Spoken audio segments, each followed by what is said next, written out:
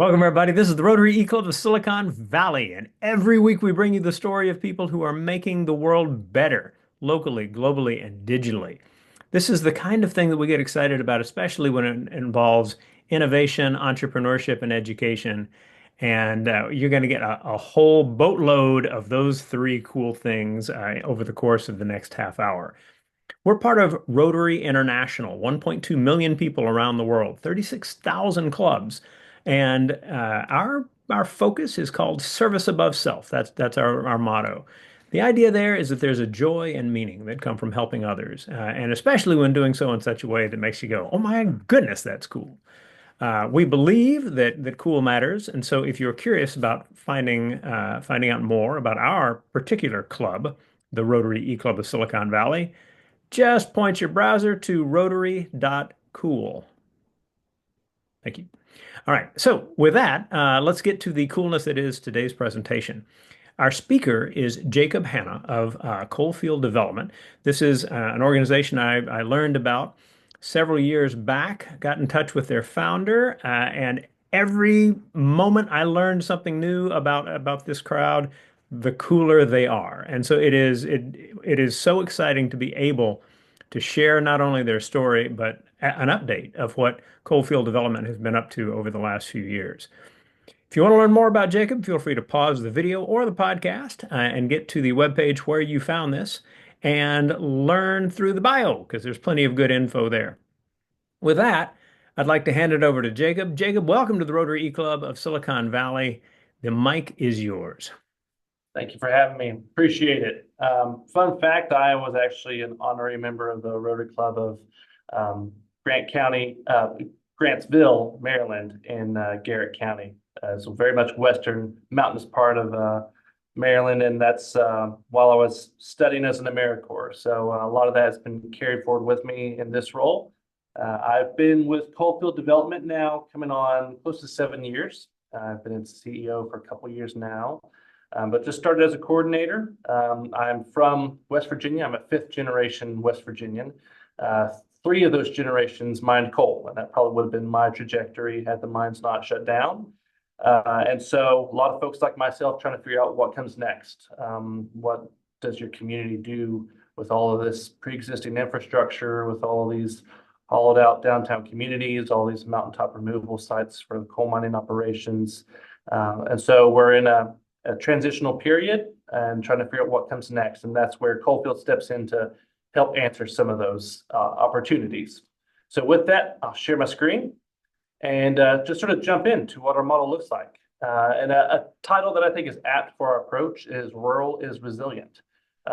We see a lot of change happening right now nationally and internationally. But what stays the same is communities, people, places. The things in those communities change, how they operate change, but communities relatively stay. And so what does it look like to lean into that resiliency? So there we go. The little blue star in the map there is Mingo County, West Virginia. That's where I was born. And I'll ask you to focus on that star as we move forward. But essentially, Appalachia, specifically West Virginia, has had a mono economy. It's focused on coal production. It's the largest coal producing state from the 1800s to the 1980s. And as it phased out, there really wasn't many other markets to lean into. And so we've had a lot of dilapidation since then, which has led to the three different areas that I'm going to focus on, which is summarized succinctly as people, place, and prosperity. And so the graph on your left is all the abandoned coal mine sites in Appalachia. There's about 800,000 acres of these sites that need to be reclaimed in some form or fashion. And then the graph in the middle is the economics of those communities. And you see there's a strong correlation between the abandoning of coal infrastructure and the loss of jobs and the loss of economic viability for communities. We are in what's called the big red blob of economics. And with that, the last graph on your right is life expectancy. So we live on average about 20 years shorter than other states around us. And that's all what we call a vicious cycle. One thing expounds the other and they just create a death spiral. And so Coalfield believes that there isn't a silver bullet to transition us, but more of a silver buckshot that takes these negative ingredients and turns it into a virtuous cycle instead. And so that means combining these ingredients to where we're empowering the people who have been cast aside, oftentimes folks who face barriers to employment, to transform the places that have been left behind in that big red blob, to generate new prosperity for our communities. What does that look like? Well, this is sort of the DNA of how we approach the work. If you're a bank, you read this from the top down. You sort of invest in a new initiative or you hope for a new employer to come in and it has a trickle down effect. We can't afford to hold our breath in Appalachia and wait for those things to happen because they often don't. And so we have to make our own destiny. And so with that, we read this from the bottom up and we start with building relationships on tangible, often experimental work grounded in community and diversity. And so with that, we pull in the community's inputs on ideas on how to transform that empty brownfield factory in the community or reclaim that former coal mine site outside of town or to look into how to transform that downtown mixed-use building that's been empty forever into something that could be an innovative hub. So gathering that input from the community, acquiring those liabilities, and then generating ideas through town halls and charrettes to turn those into ideas for engines of innovation. And we do a lot of grant writing on our end to turn those engines into action.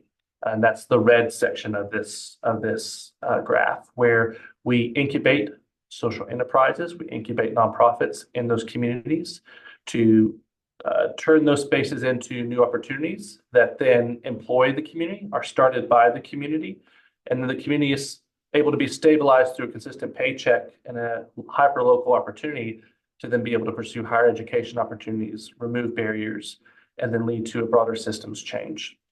So that's how we believe we lead to new markets, is from the ground up.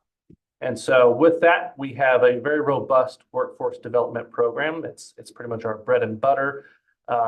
It can be summarized by the 33, 6, and 3, which is 33 hours of paid on the job training, 6 hours a week in the classroom, getting a higher education degree, and 3 hours a week removing barriers. We're one of the least driver licensed states in America.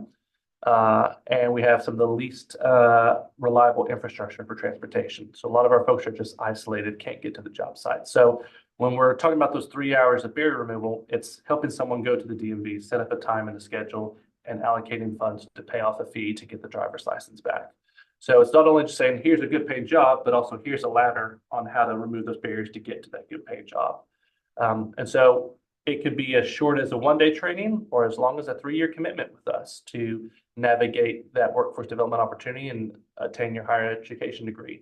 But the key focus is employment, paid on the job training. You can't just train someone that's eager for a sector, but that sector doesn't exist. I'm not going to train someone to install a micro hydro generator if there's not a creek to tap it into. But I will train them in solar if there's a solar company that will employ them, and then there's a site that will integrate it.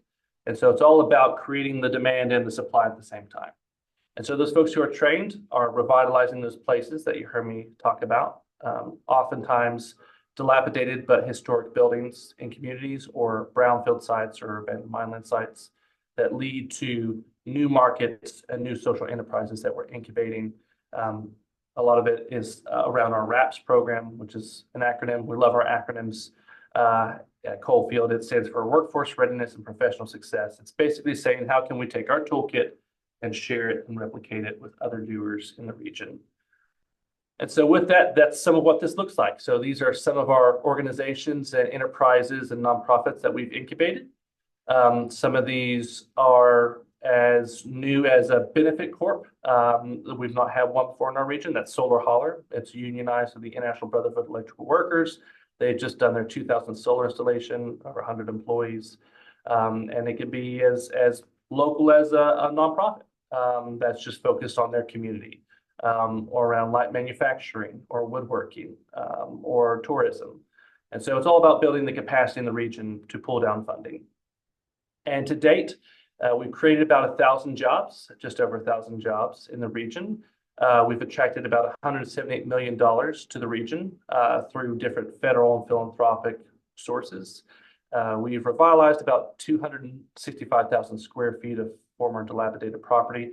That building in the background is an example of one such location. It was slated to be a parking lot, used to employ over 1,000 people at one time when it was a men's clothing factory.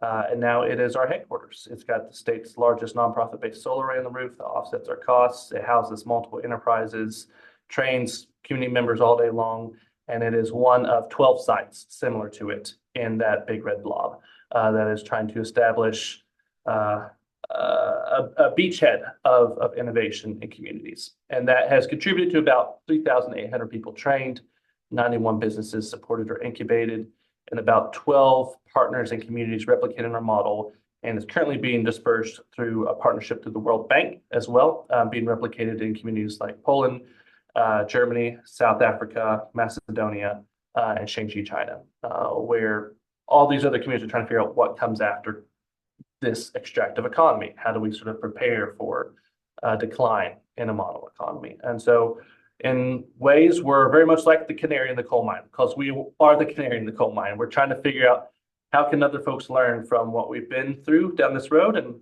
how can we share what works? And so with that, excited to see where this road takes us. We've faced a lot of challenges lately with the federal funding pauses. We've been able to leverage a lot of grants, but those grants are currently under review. But that's not stopping us. We're pursuing a lot of additional opportunities, working with national and international philanthropies. And the most powerful dollar is the one that you can earn. And so we're leaning a lot into our social enterprise model and making sure the dollars are as local as possible. So while a lot of this starts initially from a federal grant, how can we make sure those dollars become as local and self-sustaining as possible? And so with that, I'll pause there and just have this in the background for any questions that folks may have on the model. But this is basically a helpful overview of some of those projects in the community. This is our high wall site. This is sort of what it looks like to basically remove the top of a mountain, pull up the coal, and you're sort of left with this afterwards. What this would have looked like before our intervention is what we call a moonscape, which is bedrock. Nothing grows on it except invasive species. And so we use cows, sheep, goats, chickens, turkeys, and we mimic rotational grazing patterns and eat those invasive species. They defecate and nutrients back to the soil. We've taken rock crushers and blend it all together, and now we have permeable, healthy soil again. And now we're growing local native plants on there, local produce. We harvest the animals. We build cabins on that site. We've deployed the very first solar on top of coal mine land prototype in the state. And these are some of our folks building custom cabinetry out of a barn that was slated for demolition to be taken to a landfill, and it's being upcycled in our wood shop by folks who have never swung a hammer before, never used power tools before, folks who are coming out of recovery, coming out of incarceration, coming out of unemployment, and getting masterful skill sets to turn what would have been liabilities into assets. Huntington, West Virginia, where I'm at right now, was once labeled the unhealthiest community in America. It's the highest opiate overdose rate in all of America. And now it is a hub for fresh farmer produce that we are aggregating through local food systems that we are growing in communities, and battling a lot of the challenges we're facing with the opioid epidemic through employment and recovery opportunities. So with that, I could talk all day long till the cows come home, but I got cows on my land to take care of. So I'll pause there and see if there are any questions, comments, feedback on the presentation. Thank you. Oh, you'll have questions and comments for sure. And fantastic, Jacob. I'm going to get you to go ahead and stop sharing for a minute. We'll take a look at our team here that is part of the recording. These are folks who join us for these kinds of recordings, folks who are excited about the stories of improving communities. I want to call your name, please wave. From our club, there's Rory Olson in Houston. There's Shags Shagrin in Walnut Creek. Our honorary club member and my program's team buddy, Heather Edwards in Oregon. My name is Rushton Hurley. I am in San Jose, California. And Jacob, man, so many cool pieces of this. And in terms of where to start, I want to start a little bit with you. You mentioned quite quickly that you'd been a part of AmeriCorps, and I could you take a minute, describe a little bit about that experience and how it has informed the work you do as a part of Coalfield Development? Yeah, so after I graduated from my community college, I knew I wanted to give back. And so I applied for the AmeriCorps Vista program. And one of the challenges at my community college was food scarcity. About a third of the students that they had would fail classes because they were going to bed hungry, not able to focus on studying. And so started a food pantry, which is now self-perpetuating without me there, which is really exciting. But that couldn't have happened with just one AmeriCorps. And so I knew I needed to tap into local systems and local partners. And the very first partner I reached out to was the Rotary Club of Grantsville, Maryland.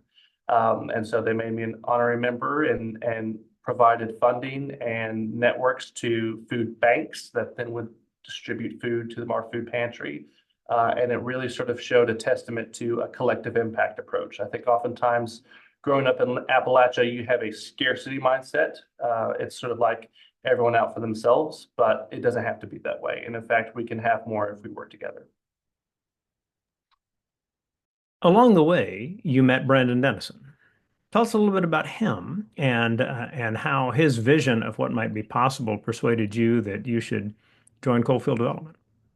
Yeah, so as I was nearing the end of my AmeriCorps service, I was ready to deploy my skills and just try and do whatever I could to help Appalachia and start my own nonprofit. But around the last 2 weeks of my service, I stumbled upon Coalfield Development.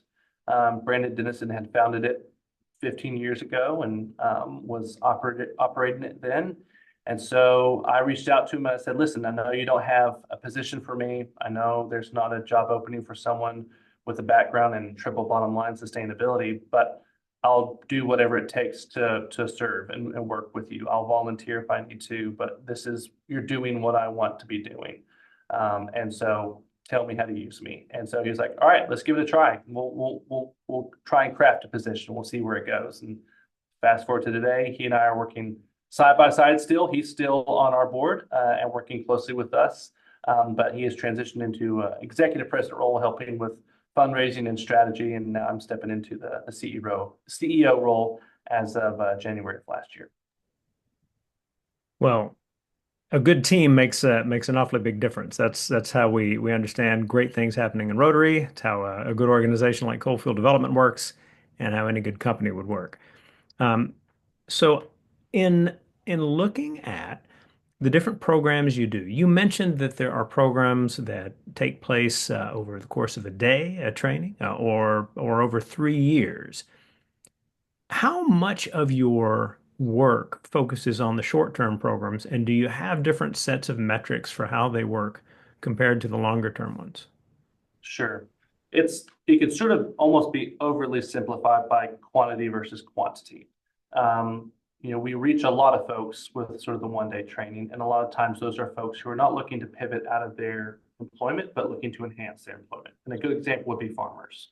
We have a lot of rural farmers here that want to continue farming, but maybe they've never had the time to be able to pay for a training in greenhouse construction or get education on how to leverage a USDA REAP grant to put solar on their barn to offset their energy costs. And so not only do we provide those trainings for free, but we also offer stipends for attendance so that that farmer doesn't have to worry about giving up something to better their operations. They're able to have a peace of mind knowing that they don't have to sacrifice, but bread on the table and learning something new. And it's often a short intervention that provides a robust value-added proposition. Now, let's say you're someone that is at rock bottom. You're someone who just exited recovery, exited the justice system, been laid off from coal-impacted sectors, and you're looking for the next opportunity. Oftentimes, it's sad to say employers will not just say, yeah, I'll take a chance on you. And so that's where we're the connective tissue to help that individual be able to have a stabilization period, to learn things like OSHA 10 and OSHA 30, financial literacy, first aid CPR, heavy equipment operations, lead, mold, and asbestos identification and abatement, construction, agriculture, woodworking, solar. Our folks are getting many, if not all, of these certifications while they're with us, so that by the end of the time, whether it's 6 months or 3 years, they're the most attractive employee an employer could ask for. And I actually have folks, really competing to get to an individual, whereas it would have been the last person of interest, frankly, for an employer. And so I think that's really powerful, and it's really up to the individual how long they want to stay in that program, and how quickly do they want to enter into the workforce in their community. I will So say too, employees also have the chance to be we have a partnership with the Carpenters Union as well. So while they're employed with us, they get ancillary training with the Carpenters Union with their curriculum, and also get union benefits as well. So it's not only Coalfield's curriculum, it's also partnering with other people's curriculum as well. in talking about coalfield development as the connective tissue, those partnerships become really important, I assume. So being able not to, have to like create something from scratch, but being able to work with the unions to work to have kind of existing training programs, kind of brought to places that the union might not have brought them before. How much does the connection to community partners determine what it is that you're able to do? I assume a great deal, but speak a little bit more about how that piece works as a part of how the larger organization functions. Yeah, it's pivotal, and I'll use a couple of examples. One of our most core partners are community colleges. These are often based in rural communities that we're working in, and they're often facing declining student enrollment numbers. And we're seeing community colleges shut down left and right. And so with that, not only does our model help stabilize and increase their student enrollment, but it also provides our students with curriculum that they wouldn't normally have access to if they were just applying on their own. And what's really great is through these partnerships, we've been able to negotiate a memorandum of understanding that certain hours worked on the job through our program can count as credit hours in the class at the community college. So it's benefiting everyone at an expedited pace, and benefits the training and crew member as well as the community college. So that's a big piece of it. And sometimes there's not always a partner there that's quite ready. So we focus on a lot of capacity building. We provide financial accounting assistance. A lot of our partners have never gone through a federal audit before. And so when we're helping pull down federal grants, there's almost like this paralysis of, well, oh, that looks great, but man, I don't know how to tackle that. And so we've been down that road. And so what we do is we offer a lot of hands-on assistance to know here's how you get proactive and track your data and do proper procurement. And it's not only providing the fish to the employers and the partners, but teaching how to fish for further resource navigation. So it started with how do we sort of help just the individuals, but in building partnerships to do that more, we find ourselves helping the helpers as well. And it again creates this virtuous cycle, but it's a big scope and scale. We're not just talking about small focuses. So these partnerships are themselves stories. These stories are the kinds of things that get people aware that there are opportunities, that get other businesses, other organizations interested in the possibility. How do you organize the stories of cold field development so that it allows you to build the way you want? I think that there are great organizations all over the world that they don't get their story out there, and so they kind of die this slow fizzling death of people don't know the good that they're doing. Yeah. You know, I am always gonna feel like we never tell our story enough as well. That's why I'm always eager to jump into situations like this and just expound upon what we do.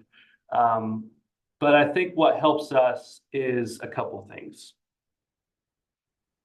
We could be doing everything I just described our model doing, but if we weren't based in West Virginia, working in West Virginia, if we were, an Ohio-based organization working in West Virginia, it wouldn't be as effective. It wouldn't be as impactful, and there wouldn't be the trust and collaboration there. And that's nothing to say anything is wrong with Ohio. I think it's just there's a century of extraction for a region from outside forces, that there's an innate distrust. And so to build partnerships and to do that storytelling together, it's really vital that your messenger, your key convener, that connective tissue is something recognizable, trustable, and local. And so for Coalfield, we intentionally chose to be as neutral as a nonprofit. We're not titled Saving Appalachia. We're not titled something grandiose. We're Coalfield Development. And we are able to pull together the two largest cities in West Virginia that are always competitors against each other, and the two largest universities that are always competitors against each other, and all these businesses and unions and nonprofits that never work with each other, and build a coalition called the Appalachian Community Transformation Coalition, where now we're all oriented in the same direction, celebrating the same message and speaking the same words of affirmation for our community. Whereas instead of being geese flying in the same direction, we used to be crabs in a barrel, sort of pulling each other down to get to the next opportunity. And so I think that's where it's vital to know what is your structure and how you make that structure adoptable and collaborative. Otherwise, there's a lot of hills I could die on, but I choose not to, because I center it around people. Everyone wants to see jobs. Everyone wants to see people do well. And so how can we create that as a rallying call? And that is the strongest message. I can talk about metrics and numbers all day long, but the moment you meet a trainee, the moment you hear their story about how they got custody of their kids, or one of our crew members, he said, my job used to be blowing up that mountain for coal, and now I'm putting it back together again. It's moments like that that really are powerful, and I think do its own communicating on its own. Well, I have so many questions, but I hesitate to follow that amazing answer you just gave with something more detailed. So we'll save it for after the recording. So I'm going to wind things down and then I'll hand it back to you. For all of you who have taken your time to watch these recordings, to listen to these podcasts, to share them with others, we thank you. We believe that these kinds of stories are the kinds of stories that give people hope for working together in all sorts of innovative and productive ways, that these are the kinds of messages that we need as a society, and that allow us to build a virtuous cycle of inspiration, which I think is what Rotary is all about, and certainly what Coalfield Development is all about. We hope that you will leave a message at the bottom of our Rotary page. There's a little section at the bottom called Discuss, DISQUS, and with an association with a Facebook account or another account, or even just creating a quick Discuss account, you can leave comments, and we hope you will, not just about this program, but about other elements of our meeting as well. The inspirational video, the Learn Something New video that Shags puts together for us, the joke, the announcements, whatever it is you look at in that meeting and decide, wow, this is a good group of people making some great things happen. Yes, we are. Come and join us. See what you find. So with that, we will get to that part that we always finish with, as we always like to do. We hand it back to our speaker for the final word. Jacob, what would you like people to have in mind as they finish watching this video or listening to this recording? I'll just say the challenges and opportunities I've described are not unique to Appalachia. And so your listener base is far and wide. We see these same items in the coal communities of Montana, Wyoming, the oil fields of Texas, the Chemical Valley of Louisiana. It's the same challenges, but also same opportunities. And our goal is try to create a strategy and a playbook that can be shared and replicated not only nationally, but internationally. And so if there's ways that we can help you, the listener, figure out what it looks like to start your own coal field in your own community, let us know. My email is jhanna@coalfield-development.org. Happy to brainstorm or collaborate with you, or just reach out to us on our website. Appreciate you. And we appreciate you, everyone. We will see you next week.